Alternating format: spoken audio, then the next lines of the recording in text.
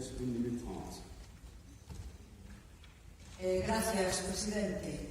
Yo quería centrar mi intervención en 2 o 3 aspectos que me preocupan con respecto a los pesticidas, tanto los que circulan legalmente y que también, evidentemente, se agravan cuando la comercialización es ilegal.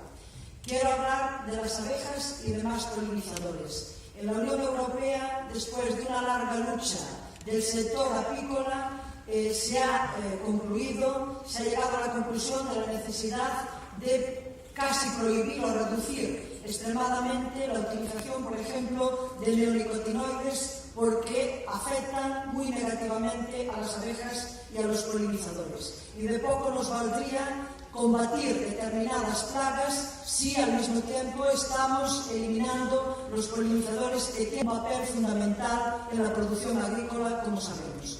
Y me pregunto, ¿cuál va a ser el papel y cómo se va a controlar para que estos neonicotinoides no circulen clandestinamente, por un lado, y por otro lado también me pregunto si en los países ACP van a recibir ahora estos productos que aquí en la Unión Europea no se van a poder utilizar de una manera muy amplia.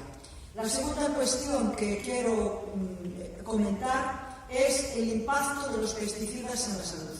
Sabemos que son tremendamente negativos, sabemos que los agricultores y las agricultoras son las personas más afectadas por los pesticidas y me preocupa que no establezcamos normas muy estrictas para el uso de los pesticidas, para la protección de la salud y especialmente las mujeres. Y finalmente quiero hablar del papel de la inseguridad alimentaria con el uso de los pesticidas. La FAO acaba de alertar de la importancia que tiene la contaminación. Thank you. Gracias. Thank you very much.